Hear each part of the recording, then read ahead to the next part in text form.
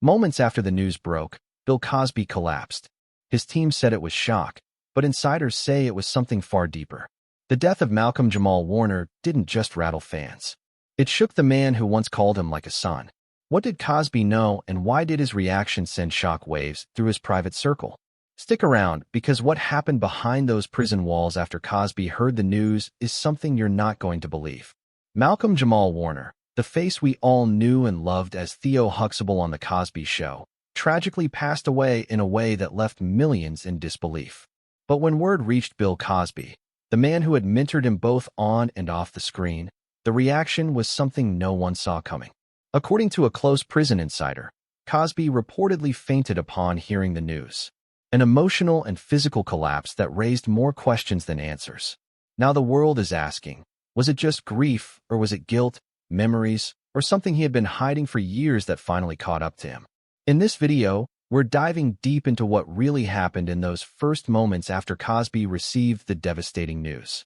We'll reveal exclusive reactions from those closest to both men, unseen footage from Cosby's legal team, and the untold story of their complex relationship, from the days of sitcom glory to the painful silence that followed Cosby's downfall.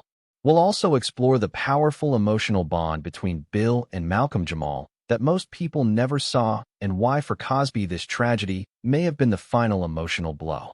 You won't believe what Malcolm said in his final podcast appearance. And wait till you hear who tried to block Cosby from attending the memorial. Yes, someone tried to keep him away. This is not just a story of loss. It's a story about silence, regret, and the deep scars that come from fame, scandal, and secrets buried for decades. Buckle up, because this is where it gets real. When the tragic news of Malcolm-Jamal Warner's sudden death broke, the world was shocked. But inside the walls of SCI Phoenix, the prison where Bill Cosby is serving time, the reaction was reportedly far more intense than anyone expected. According to multiple sources close to Cosby's inner circle, the 87-year-old former TV legend was in his cell reading legal paperwork when a corrections officer approached him with an urgent message. Cosby, who still receives select press clippings and headlines due to his notoriety, allegedly stared blankly for several moments as he processed the words, "Malcolm-Jamal Warner found dead." One inmate reportedly told the Daily Insider he just froze like he saw a ghost. Then he whispered, "No, not Theo." He clutched his chest and sat down hard. That's when the guards rushed in. Moments later, Cosby was escorted to the prison infirmary under medical watch, with early reports calling it a stress-related fainting episode. But sources inside suggest something much more emotional happened behind those closed doors. What made this reaction so visceral? Well, for years, despite the mountain of legal troubles Cosby faced, Malcolm-Jamal never publicly trashed him. In fact, he remained unusually silent. That silence, insiders say, haunted Cosby more than any celebrity backlash because silence from someone you love can often scream the loudest. Some prison staff members reported that Cosby was visibly shaken, repeating the same few words over and over. "He was my son. He was my son." What's even more heartbreaking is that just weeks prior, Cosby had reportedly told another inmate that he missed the old days with Malcolm. There were whispers that Cosby had even drafted a private letter to Warner, a letter that was never sent. And now it's too late. Behind the bars, Cosby might appear cold or composed on the surface, but those who saw him that day claimed this broke him in a way no court hearing or public scandal ever did.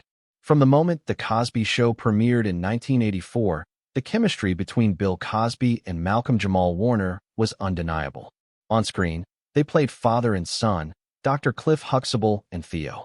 But behind the scenes, their connection was even deeper, more complicated, and in some ways more tragic than fans ever realized. Insiders from the production set have revealed over the years that Cosby took Malcolm under his wing almost immediately. At just 14 years old, Malcolm-Jamal was wide-eyed, curious, and hungry to learn. Cosby, who was already a titan in the entertainment industry, became more than just a mentor. He became a father figure, protector, and gatekeeper. Veteran crew members from the show described Cosby as weirdly obsessive about Malcolm. He would rewrite scenes to give Theo more screen time, coach him between takes, and constantly remind him to stay clean, stay sharp, and don't fall into the Hollywood trap. Many said, "Here's where things get even more intense." As Malcolm-Jamal grew older and started developing a strong voice of his own, producing music, directing TV, and even dating A-list stars like Regina King, he slowly began to distance himself from Cosby. Some sources close to the cast say there was a subtle tension brewing. It wasn't public. It wasn't loud, but it was real. And when the allegations against Cosby exploded in the media, Malcolm's silence spoke volumes. Unlike other cast members like Felicia Rashad, who staunchly defended Cosby, Malcolm remained eerily quiet. He didn't denounce Cosby, but he also never supported him publicly.